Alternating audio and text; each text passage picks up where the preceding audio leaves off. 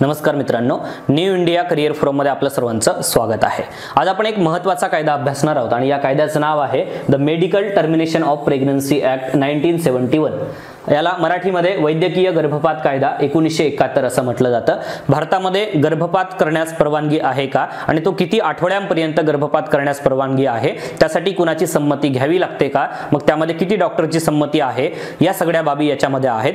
दुसरा जो महत्त्वाचा मुद्दा आहे, आता हा कायदा जो आहे तो खूप जुना झालेला आहे आणि या कायद्यामध्ये आता बदल करण्यात आलेले आहेत आणि ते बदल अलीकडे जर आपण पाहिलं तर 2002 मध्ये सुद्धा बदल करण्यात आलेले आहेत, 2020 मध्ये सुद्धा बदल करण्यात आलेले आहेत। या आधी सुद्धा असे अनेक प्रयत्न झाले, मात्र ते संसदेमध्ये पारित होऊ शकलेलं नाही। मात्र 2020 मध्ये हे लोकसभेमध्ये पारित झालेला आहे। मुद्दा जो आहे तो हा संपूर्ण कायदा पाहत असताना आपण एकूण या कायद्यामध्ये जे 8 कलम आहेत ते आपण याच्यामध्ये पाहणारच आहोत। परंतु मुद्दा मी तुम्हाला नेहमी सांगत आलेलो आहे की हे जे काही आपण कायदे अभ्यासत आहोत ते आपल्या परीक्षेसाठी अभ्यासत आहोत। आपल्या सीडीपीओच्या परीक्षेचा जर आपण उल्लेख केला तर त्याच्यामध्ये साधारणतः एक प्रश्न, कधी कधी दोनही विचारले जातात, पण तशी शक्यता कमी असते। एक प्रश्न जो आहे तो आपल्याला या कायद्यावर विचारला जातो आणि आता जर आपण या पुढच्या एक्झामसाठी जर विचार कराल तर जनरली या कायद्यावर प्रश्न विचारण्याचा भर जो आहे तो नव्या सुधारणांवरच असणार आहे। त्याच्यामुळे नव्या सुधारणांवर आपण या लेक्चरमध्ये जास्त भर देणार आहोत। मी तुम्हाला नेहमी सांगत आलेलो आहे की या कायद्याचा अभ्यास तुम्ही परीक्षेसाठी करत असाल तर हा व्हिडिओ तुम्ही नक्की बघायला पाहिजे। मात्र इतर कुठलाही उद्देश तुमचा असेल तर त्यासाठी तुम्ही हा व्हिडिओ न बघता कायदेतज्ञांची मदत घ्यायला पाहिजे।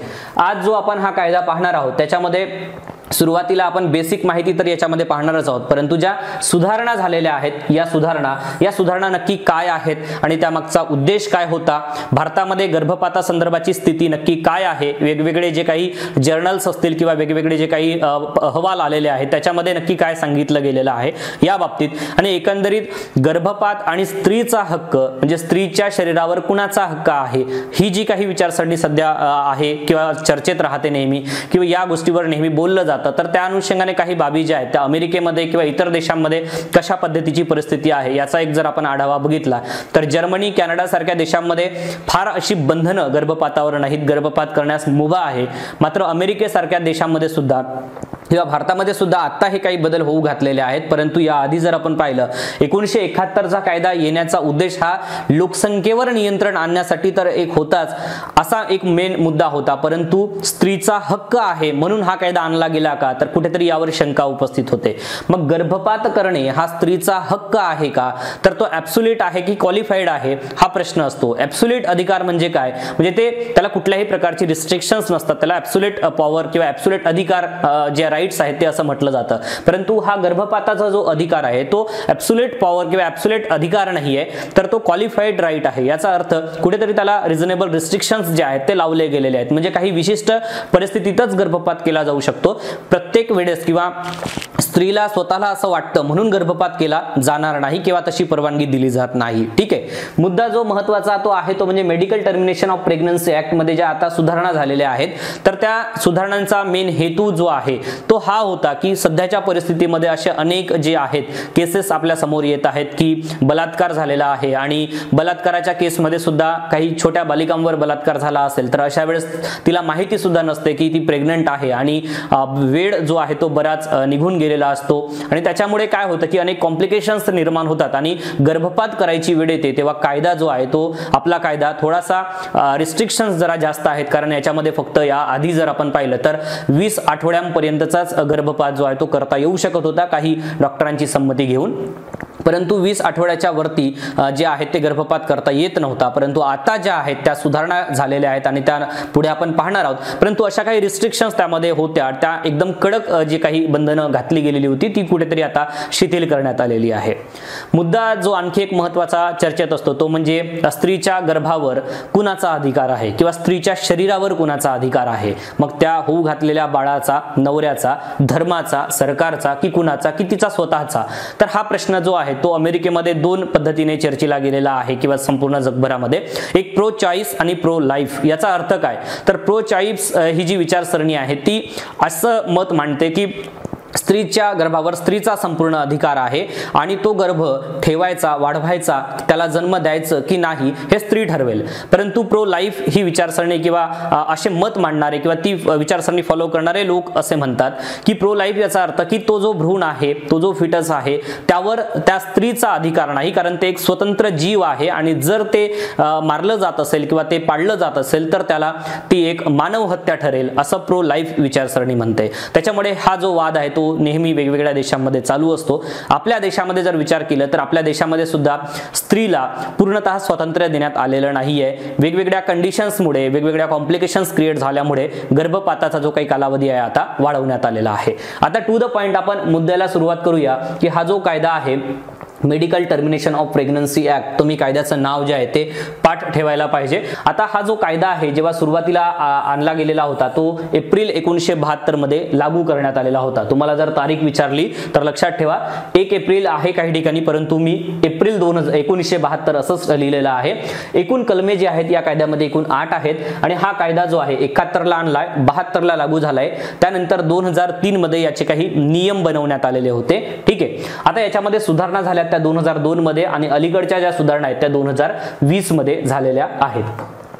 आता नेक्स्ट महत्त्वाचा जो मुद्दा आहे तो 2018च्या परीक्षेमध्ये आयोगाने विचारलेला प्रश्न तुमच्या समोर आहे. वैद्यकीय गर्भपात अधिनियम 1971 MTP ऍक्ट च्या अंतर्गत गर्भपात करण्यासाठी दोन प्रमाणित याचा अर्थ काय की रजिस्टर्ड डॉक्टर जे आहेत या डॉक्टरांची मताची गरज असते आणि ही गरज केव्हा असते असा प्रश्न त्यांनी विचारलेला आहे. ठीक आहे, तर गर्भ 8 आठवडे ते 20 आठवडे पर्यंत असताना म्हणजे गर्भपात जर करायचा असेल आणि तो गर्भ जर 8 आठवडे ते 20 आठवडे या दरम्यान असेल तर जेव्हा गर्भाचे वय 12 आठवड्यांपेक्षा जास्त पण 20 आठवड्यांपर्यंत असेल तेव्हा, आणि तिसरा ऑप्शन आहे गर्भ 20 आठवड्यांहून जास्त मोठा असेल तर, आणि कोणत्याही परिस्थितीत 2 डॉक्टरांची गरज असतेच असा शब्द वापरलेला आहे. त्याचं योग्य उत्तर काय आहे? योग्य उत्तर आहे ऑप्शन क्रमांक 2. जेव्हा गर्भाचं वय 12 आठवड्यांपेक्षा जास्त पण 20 आठवड्यांपर्यंत असते तेव्हा 2 डॉक्टरांची जी संमती आहे किंवा त्याची मत जे आहे, सजेशन्स जे आहेत किंवा त्यावर गर्भपात करायला पाहिजे की नाही या मताची गरज असते. तर अशा पद्धतीने प्रश्न जे आहेत ते विचारले जाऊ शकतात. या कायद्यामध्ये अशा कुठल्याही फारशा अशा अवघड शिक्षा, वेगवेगळे कलम पाठ करत बसण्याची गरज नाहीये. तुम्हाला हा कायदा एका वेगळ्या पद्धतीने समजून घ्यायचा आहे आणि अभ्यास करायचा आहे. म्हणजे त्यामध्ये विशेषत्वाने गर्भपात केव्हा केला जाऊ शकतो, त्याचे कंडिशन्स काय आहेत, गर्भपाताला परवानगी कोण देतं, म्हणजे की कोणत्या कंडिशनमध्ये गर्भपाताला परवानगी दिली जाते, गर्भपात कुठे केला जाऊ शकतो, अशा 3च गोष्टींवर जास्तीत जास्त क्वेश्चन्स येऊ शकतात. बाकी तर कुठल्याही गोष्टींचा तुम्ही रंजक माहिती गोळा करण्यात काहीही अर्थ नाही. जर तुम्हाला ती हवी असेल तर इंटरनेटच्या माध्यमातून ती उपलब्ध आहे. सुधारणांची गरज जर आपण पाहिली तर बघा की Indian journal of medical ethics नावाचं एक जर्नल आहे 2015 मध्ये प्रसिद्ध झालेल्या या अहवालानुसार असुरक्षित गर्भपात, लक्षात घ्या असुरक्षित गर्भपात याचा अर्थ काय की कुठल्याही पद्धतीने डॉक्टर्सच्या सल्ल्यानुसार न करता किंवा दवाखान्यामध्ये जाऊन न करता असुरक्षित ठिकाणी किंवा असुरक्षित माध्यमातून, मग ते झाडपाल्याचं औषध देऊन असेल किंवा एखाद्या मांत्रिकाच्या माध्यमातून असेल किंवा ग्रामीण भागामध्ये वेगवेगळ्या कंडिशन्स त्यामध्ये वापरल्या जातात आणि अशा पद्धतीने जेव्हा असुरक्षित गर्भपात केला जातो याचं प्रमाण जर पाहिलं तर ते 10 ते 13% मातांचे मृत्यू त्यामुळे होत आहेत. विचार करू तुम्ही शकता की जे मॅटर्नल मॉर्टॅलिटी रेट जो आहे तो प्रचंड वाढलेला आहे आणि त्याच्यामध्ये हा एक जो भाग आहे तो एक की फॅक्टर आहे. लक्षात घ्या 10 ते 13% मातांचे मृत्यू या एका कारणामुळे होत आहेत. कोणतं कारण तर असुरक्षित गर्भपात. आता तुम्हाला असं वाटू शकतं की असुरक्षित गर्भपात का केले जातात. आता तुम्ही समाजामध्ये विचार करू शकता की समाजामध्ये वेगवेगळे प्रश्न उपस्थित राहतात. बऱ्याचदा कुमारी मातांचा प्रश्न उपस्थित राहतो कारण आपला समाज जो आहे तो कुमारी मातांना ऍक्सेप्ट करत नाही. तर अशा वेळेस कुठेतरी ज्या कुमारी माता आहेत त्यांना एक वेगळी भावना जी आहे ती समाजामध्ये निर्माण होते आणि त्याच्यामुळे त्यांचा एक प्रश्न निर्माण होतो आणि अशा वेळेस अबॉर्शनचं प्रमाण जे वाढतं. दुसरा मुद्दा असा आहे की आपल्याकडे स्त्रियांवरील अत्याचार जे आहे ते प्रचंड मोठ्या प्रमाणात वाढलेले आहेत. त्यामध्ये पहिला जो मुद्दा आहे तो म्हणजे बलात्काराचा आहे. मग वेगवेगळ्या अशा माध्यमातून अशा केसेसमुळे सुद्धा जे गर्भधारणा जी आहे ती लहान मुलींना किंवा मोठ्या स्त्रीला, प्रौढ स्त्रीला सुद्धा झालेली असते आणि अशा वेळेस सुद्धा गर्भपात केला जातो. परंतु आपला कायदा जो आहे तो आपला कायदा हा 20 आठवड्यांच्या म्हणजे पूर्वीची गोष्ट सांगतो सांगतोय 20 आठवड्यांच्या वर गर्भपातास परवानगी देत नव्हता आणि त्याच्यामुळे काय होत होतं की वेगळ्या माध्यमातून किंवा असुरक्षित माध्यमातून गर्भपात केले जात होते आणि त्याच्यामुळे माता मृत्यूचं प्रमाण त्या काळामध्ये बऱ्यापैकी वाढलेलं होतं, जे आजही आहे. आता मुद्दा नेक्स्ट जो आहे तो भारतात आजही गर्भपात हे माता मृत्यूंच्या प्रमुख कारणांपैकी एक आहे आणि देशात होणाऱ्या माता मृत्यूंपैकी 8% मृत्यू जे आहेत ते असुरक्षित गर्भपातामुळे होतात. दोन अहवाल हे वेगवेगळे आहेत. या अहवालानुसार हे 8% मृत्यू सांगितलंय आणि इथे 10 ते 13% जे कारण आहेत ते किंवा की फॅक्टर जो आहे तो माता मृत्यूंसाठी आहे असं सांगितलं गेलेलं आहे. ठीक आहे. तर अशा पद्धतीने ह्या सगळ्या गोष्टींमुळे तिसरा जो मुद्दा आहे तो मी पुढे सांगणार आहे तुम्हाला की हा कायदा आणला जात असताना किंवा यामध्ये सुधारणा केली जात असताना त्याचा उद्देश काय आहे हे सुद्धा त्या ड्राफ्ट मध्ये मेन्शन केलं गेलेलं आहे. हर्षवर्धन जे आपले आरोग्य मंत्री आहेत त्यांनी सुद्धा भाषणामध्ये लोकसभेमध्ये या गोष्टीवर चर्चा केलेली होती. पुढे आपण पाहणार आहोत. इथे ह्या सगळ्या गोष्टी याच्यामध्ये नमूद आहेत की आता ज्या सुधारणा होऊ घातलेल्या आहेत त्याचा उद्देश काय आहे. तर importance of safe and affordable and accessible abortion services म्हणजे हे ज्या काही सेवा आहेत त्या आता स्त्रियांपर्यंत पोहोचणं गरजेचं आहे. हा त्यामागचा एक उद्देश आहे आता सुधारणा करण्यामागचा. त्यानंतर ऍडव्हान्समेंट ऑफ मेडिकल टेक्नॉलॉजी म्हणजे आता सध्याच्या परिस्थितीत जर आपण टेक्नॉलॉजी जर पाहिलं तर वाढलेली आहे किंवा टेक्नॉलॉजीचा वापर सुद्धा वाढलेला आहे आणि त्याचा उपयोग आता घेता येऊ शकतो. त्याच्यामुळे 24 आठवड्यांपर्यंतच्या गर्भपाताला परवानगी देण्यासाठीची संमती जी आहे ती आता जी देऊ घातलेली आहे किंवा येऊ घातलेली आहे. तर यामागचं एक कारण हे सुद्धा आहे की टेक्नॉलॉजीमध्ये ॲडव्हान्समेंट झालेले आहेत मेडिकल टेक्नॉलॉजीमुळे. त्याच्यामुळे आता अशा पद्धतीने जे कॉम्प्लिकेशन्स आहेत, आता डाऊन सिंड्रोमची केस मागे महाराष्ट्रामध्ये होती. डाऊन सिंड्रोम असल्यामुळे तो गर्भपात करणे गरजेचा होता आणि त्यामुळे मग अशा टेक्नॉलॉजीचा वापर करून गर्भपात केला जाऊ शकतो. त्याच्यामुळे हा जो कालावधी आहे तो आता वाढवण्यात येत आहे. त्यानंतर रिड्यूस मॅटर्नल मोर्टॅलिटी म्हणजे माता मृत्यू दर कमी करण्यासाठी सुद्धा हे की फॅक्टर आहे किंवा आताच्या ज्या सुधारणा ज्या आहेत त्या होऊ घातलेल्या आहेत. त्यानंतर सेव्हरल रिट पिटिशन्स ज्या आहेत म्हणजे आता जर तुम्ही सुप्रीम कोर्ट हायकोर्टामध्ये जर तुम्ही पाहाल तर बऱ्याचदा असं होतं की एखाद्या स्त्रीवर बलात्कार झाला आणि किंवा एखाद्या बालिकेवर बलात्कार झाला आणि गर्भधारणा झाली आणि जर कालावधी उलटून गेलेला असेल 20 आठवड्यांच्या वरती तर अशा वेळेस परवानगी नसते आणि मग त्या स्त्रीला कोर्टामध्ये याचिका दाखल करावी लागते आणि मग यामुळे सुद्धा आणि कोर्टात याचिका दाखल केल्यानंतर सुद्धा कोर्ट लवकर निर्णय देत नाही आणि अशा कालावधीमध्ये सुद्धा आणखी तो कालावधी जो आहे तो वाढतो आणि पुन्हा कॉम्प्लिकेशन्स तयार होतात. त्याच्यामुळे अशा सगळ्या गोष्टी ज्या आहेत त्या निदर्शनास आलेल्या आहेत, वेगवेगळ्या रिट पिटिशन्स दाखल करण्यात आलेल्या आहेत. ह्या सगळ्या गोष्टींचा विचार करून आता सुधारणा ज्या आहेत त्या करण्यात आलेल्या आहेत. तर पुढे सुधारणा पाहण्याच्या आधी मुख्य बदल काय झालेला आहे सध्याच्या परिस्थितीत तो आपण याच्यामध्ये पाहूया. तर 1971च्या कायद्यामध्ये काही तांत्रिक बदल जे आहे ते करण्यात आलेले आहेत आणि हे 2002 मध्ये सुद्धा करण्यात आलेले होते. तरीही त्यामध्ये 20 आठवड्यांची जी काही मुदत आहे ती कायम ठेवण्यात आलेली होती. परंतु आता ही जी मुदत आहे आता 24 आठवड्यांपर्यंत गर्भपात करण्यास जी आहे ती कायदेशीर मान्यता देण्यात आलेली आहे. त्याच्यामुळे हा एक मुख्य बदल याच्यामध्ये दिसून येतो.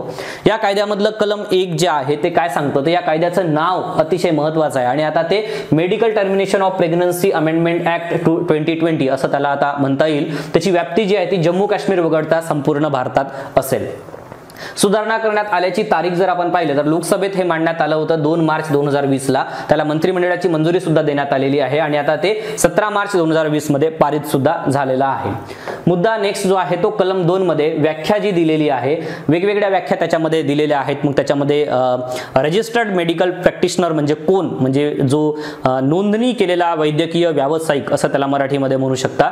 नक्की तो कोण तो पुढे आपण पाहणार आहोत. त्याच्यामध्ये ही एक महत्त्वाची व्याख्या त्याच्यामधली आहे आणि जी परीक्षाभिमुख आहे. कलम 3 जो आहे तो वैद्यकीय गर्भपात वैद्यकीय व्यावसायिकाकडून घेण्यासंदर्भातील मुद्दे जे कलम 3 मध्ये आहेत. गर्भपात करण्याचे ठिकाण कलम 4 च्या बाबतीत इथं गोष्ट केलेली आहे की जसं प्लेस कुठले असायला पाहिजेत. या संदर्भात बघा कायद्यामध्ये फारसं असं डिटेल नसलं तरी सुद्धा त्याचे नियम करण्यात आलेले आहेत. ते 2003 मध्ये करण्यात आलेले होते. पण नियम हे आपल्यासाठी नाही आहेत परीक्षेसाठी म्हणून आपण त्यावर फार डिस्कस करणार नाही आहोत. आपण कायद्यावर भर देणार आहोत कारण आपल्याला त्यावर MCQ येऊ शकतो. गर्भपात करण्याचे ठिकाण जे आहे कलम 4 च्या संदर्भात आहे. कलम 3 आणि 4 लागू नसणे हे कलम 5 मध्ये आहे आणि त्यानंतर कलम 6 मध्ये नियम करण्याचे अधिकार दिलेले आहेत, पॉवर टू मेक रूल्स. त्यानंतर नियमन करण्याचे अधिकार जे आहेत ते पॉवर टू मेक रेग्युलेशन्स हे स्टेट कोणत्या संदर्भात आहे, हे सेंटरच्या संदर्भात आहे. कलम 8 जे आहे ते योग्य कारणासाठी गर्भपात करण्यास डॉक्टरांना संरक्षण. याचा अर्थ की बऱ्याच अशा घटना होतात की गर्भपात तात्काळ करणं गरजेचं असतं, अन्यथा स्त्रीला, त्या मातेला धोका असू शकतो. त्याच्यामुळे अशा कंडिशन मध्ये कुठलाही प्लेस विचारात न घेता आणि आपला जो कालावधी आहे तो विचारात न घेता गर्भपात केला जाऊ शकतो आणि त्यावेळेस डॉक्टरांना संरक्षण देण्यात आलेलं आहे. कुठल्याही पद्धतीचं ते दोषी किंवा गुन्हेगार म्हणून गणल्या जाणार नाहीत. तर अशा पद्धतीने हे 8 कलमांचं विभाजन आहे. फक्त याच्यामध्ये यावर क्वेश्चन्स अशा पद्धतीने येईल असं वाटत नाही, तरी सुद्धा एक माहिती म्हणून ही गोष्ट जी आहे ती सांगण्यात आलेली आहे. आता गर्भपात केव्हा करता येतो हा महत्त्वाचा भाग आहे. त्याच्या कंडिशन्स काय आहेत हे महत्त्वाचं आहे.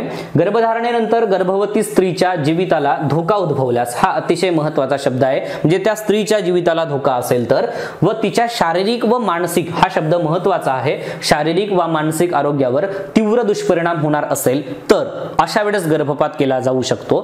त्यानंतर जन्माला येणाऱ्या बाळामध्ये तीव्र स्वरूपाच्या शारीरिक आणि मानसिक अपंगत्वाची संभाव्यता असेल तर, म्हणजे जो बाळ आहे त्या बाळाला सुद्धा शारीरिक आणि मानसिक व्यंग निर्माण झालं असेल तर, किंवा तसं डिटेक्ट झालं असेल तर, बलात्कारामुळे गर्भधारणा झाली असेल तर, आणि जेव्हा स्त्रीला बसलेला मानसिक धक्का याच्यामध्ये विचारात घेतला जातो आणि तेव्हा सुद्धा गर्भपात केला जाऊ शकतो. विवाहित स्त्रीच्या बाबतीमध्ये हे आता बदललेलं आहे, लक्षात घ्या. विवाहित स्त्रीच्या बाबतीत पुढे आता याला जर आपण बघितलं इंग्रजीमध्ये आता पार्टनर हा शब्द त्यांनी उल्लेख केलेला आहे. म्हणजे मॅरिड वुमन असं न करता वुमन अँड पार्टनर असा शब्द उल्लेख केला आहे. त्याच्यामुळे हे अविवाहित बाबतीत सुद्धा लागू होऊ शकतं. जसं की पत्नी म्हणजे पती आणि पत्नी दोघांपैकी कोणीही कुटुंब नियोजनाच्या पद्धतीचा केलेला वापर अयशस्वी ठरल्यानंतर, म्हणजे जे काही कुटुंब नियोजनाची साधनं वापरलेली आहेत मात्र त्याचा फायदा झाला नाही किंवा ते सक्सेस झाले नाही आणि त्यामुळे गर्भधारणा झालेली आहे, अशा वेळेस सुद्धा ते अयशस्वी ठरल्यानंतर होणाऱ्या गर्भधारणेमुळे स्त्रीला बसलेला मानसिक धक्का गृहीत धरून विचारात घेऊन गर्भपात केला जाऊ शकतो. तर हे कंडिशन्स जे आहेत ते कायद्यामध्ये उल्लेख आहेत. याच्या व्यतिरिक्त गर्भपात करण्यास जी आहे ती मनाई आहे किंवा मग त्या पद्धतीनं कोर्टामध्ये याचिका दाखल केल्यानंतर जर कोर्ट वेगवेगळ्या पद्धतीने काही विचार करून मग जर हे करत असेल तर अशा वेळेस ते केलं जाऊ शकतं. मात्र अशा रेअर कंडिशन्स आहेत. मागे चंदीगडची केस तुम्हाला माहिती असेल, त्या मुलीला गर्भपाताची परवानगी दिली गेलेली नव्हती सुप्रीम कोर्टाकडून. गर्भपाताची सेवा कोण देऊ शकतो, म्हणजे रजिस्टर्ड मेडिकल प्रॅक्टिशनर ते देऊ शकतात. तर याचा अर्थ काय आहे, तर रजिस्टर्ड मेडिकल प्रॅक्टिशनर याचा अर्थ 1956च्या इंडियन मेडिकल काउन्सिल कायद्यात, लक्षात घ्या 1956चा तो कायदा आहे इंडियन मेडिकल काउन्सिल ऍक्ट. तर या कायद्यामध्ये कलम 2H जे आहे, या कलम 2H नुसार नोंदणी असलेला, लक्षात घ्या, किंवा मान्यताप्राप्त वैद्यकीय प्रमाणपत्र असलेली वैद्यकीय व्यावसायिक म्हणून नोंदणी झाली आहे अशी व्यक्ती जी आहे ती व्यक्ती कोण असेल तर स्त्रीरोग आणि प्रसूतीशास्त्र यातील किमान अनुभव आहे. आणि हा किमान अनुभव किती या संदर्भात कायद्याने अंतर्गत जे काही नियम बनवलेले आहेत त्यामध्ये या गोष्टी तरतूद असतील. पुन्हा एकदा हे सिम्प्लिफाईड करून सांगतो की ही व्यक्ती कोण असेल रजिस्टर्ड मेडिकल प्रॅक्टिशनर, तर ती 1956च्या Indian medical council act 2H अंतर्गत ती व्यक्ती असेल आणि ती व्यक्ती अशा पद्धतीचे वैद्यकीय प्रमाणपत्र धारण केलेली असेल आणि त्याचा अनुभव हा किती असेल हे मात्र नियमामध्ये त्याचा उल्लेख असेल आणि त्या पद्धतीचे नियम केले गेलेले आहेत. ठीक आहे. आता मुद्दा जो नेक्स्ट आहे तो म्हणजे किती आठवड्यांपर्यंत गर्भपात करता येतो किंवा त्यासाठी लागणारी परवानगी जी आहे त्या संदर्भात हे नव्या सुधारणांसह मी इथे तुम्हाला सांगतो आहे.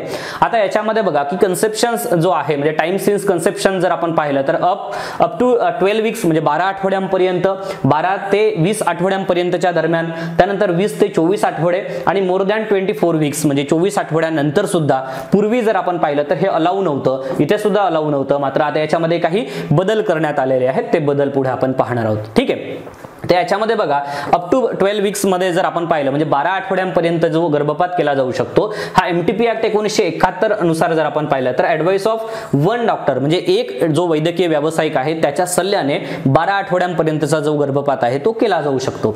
दुसरा जो मुद्दा आहे तो 12 ते 20 आठवड्यांच्या दरम्यान जर आपण पाहिलं तर 2 डॉक्टरांची संमती किंवा त्यांचं मत जे आहे ते घेतलं जात होतं. परंतु आता इथे जर आपण पाहिलं तर पुढे म्हणजे अप टू 12 वीक्स पर्यंत इथे सुद्धा आता ऍडवाइस ऑफ वन डॉक्टर म्हणजे एक डॉक्टरची संमती तिथे सुद्धा लागणार आहे कंटिन्यू, म्हणजे ही गोष्ट सेम आहे. परंतु इथे जे आहे हे 2 डॉक्टर लागणार होते, आता हे 2 डॉक्टर न लागता इथे एका डॉक्टरची संमती घेऊन सुद्धा 12 ते 20 आठवड्यांपर्यंतचा गर्भपात केला जाऊ शकतो. याआधी 2018 ला जो प्रश्न विचारला गेलेला होता तो याच्यावरच होता. 20 ते 24 आठवड्यांपर्यंतचा गर्भपात जो आहे तो पूर्वी अलाउ नव्हतं, म्हणजे पूर्वी परवानगी दिली जात नव्हती, परंतु आता 2 डॉक्टरांच्या संमतीने मात्र for some categories of pregnant woman मात्र याची कॅटेगरी केली जाईल. लक्षात घ्या, हे कोण असतील किंवा अशा कोणत्या वुमन्स असतील ज्यांना 20 ते 24 आठवड्यांपर्यंतचा गर्भपात त्याला परवानगी दिली जाऊ शकते, तर अशा कॅटेगरीज ज्या आहेत त्या ठरवल्या जातील आणि त्यानुसार मग 2 डॉक्टरांच्या संमतीने अशा गर्भपातास जी आहे ती परवानगी दिली जाईल. त्यानंतर आहे मोर दॅन 24 वीक्स, म्हणजे 24 आठवड्यानंतर गर्भपात करण्यास आता पूर्वी परवानगी नव्हती, मात्र आता परवानगी देण्यात आलेली आहे. मग तर ही परवानगी जी आहे ती कोण देईल, तर मेडिकल बोर्ड जे आहे, अशी एक नवीन कन्सेप्ट जी आहे किंवा नवीन बोर्ड जे आहे ते स्थापन केलं जाईल संघराज्य आणि राज्यांच्या केसमध्ये. आता हे मेडिकल बोर्ड जे आहे ते in case of substantial foetal abnormality, म्हणजे जे काही सबस्टॅन्शियल फिटल अबनॉर्मॅलिटी याचा अर्थ काय, तर अशा असामान्य परिस्थितीमध्ये म्हणजे जे फिटस आहे त्याला जर काही अशा गोष्टी असतील किंवा काही शारीरिक व्यंग असेल किंवा मानसिक व्यंग असेल आणि ते डिटेक्ट झालेलं असेल किंवा अशा अबनॉर्मॅलिटीज जर असतील, तर अशा वेळेस मेडिकल बोर्ड जे आहे ते त्याला परमिशन देऊ शकते. हे मोर दॅन 24 वीक्सच्या बाबतीत बोललं जात आहे. ठीक आहे, तर एनी टाइम ड्युरिंग द प्रेग्नन्सीच्या बाबतीत जर आपण पाहिलं तर one doctor if immediately necessary to save pregnant woman's life, जसं मी याआधी तुम्हाला सांगितलं होतं की अशा कंडिशन्स ज्या आहेत, ज्या कंडिशन्समध्ये गर्भपात करणे गरजेचं आहे कारण वुमन्सची लाईफ वाचवायची असेल, तिचं आयुष्य वाचवायचं असेल, तर अशा वेळेस 1 डॉक्टरची संमती घेऊन सुद्धा गर्भपात केला जाऊ शकतो. तर यावर 100% प्रश्न येण्याची शक्यता आहे, त्याच्यामुळे तुम्ही हा भाग जो आहे तो नीट करणं गरजेचं आहे.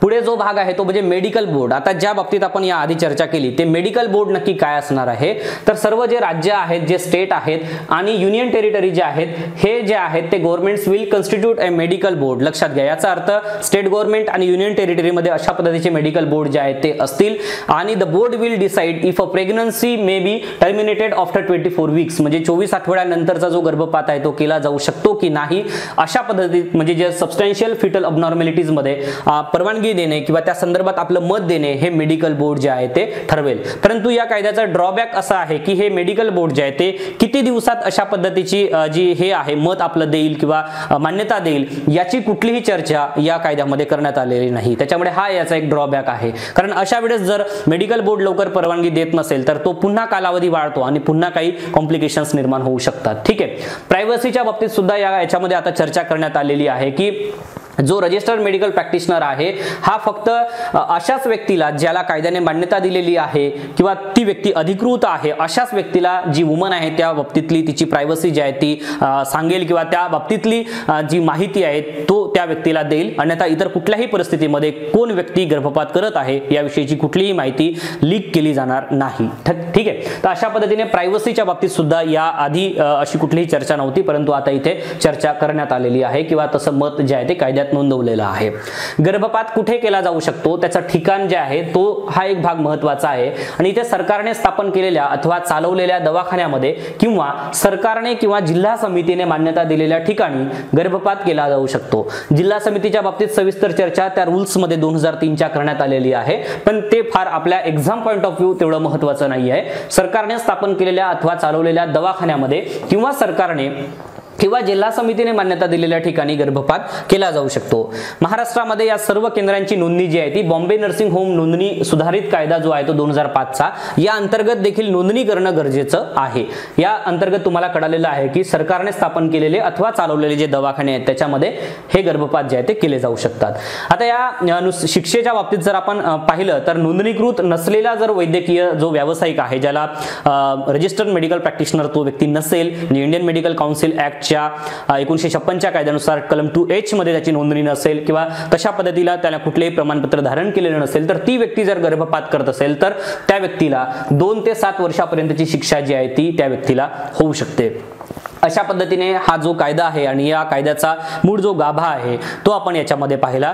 जसं मी तुम्हाला सांगितलं की एक्झाम मध्ये या कायद्यावर कशा पद्धतीने प्रश्न येऊ शकतात, तर जे मेन मुद्दे आहेत ते यावरच तयार होतात. इथे म्हणजे यावर एखादा प्रश्न तयार होऊ शकतो किंवा हे जे 2 मुद्दे आहेत की मेडिकल बोर्ड आणि प्रायव्हसीच्या बाबतीत म्हणा किंवा या आधीचा जो भाग पाहिला की गर्भपाताची सेवा कोण देऊ शकतो म्हणजे रजिस्टर्ड मेडिकल प्रॅक्टिशनरची बाबतीत एखादा प्रश्न येऊ शकतो किंवा गर्भपात केव्हा केला जाऊ शकतो यावर सुद्धा एखादा प्रश्न येऊ शकतो. तर अशा पद्धतीने इम्पॉर्टंट भाग जो आपण पाहिला.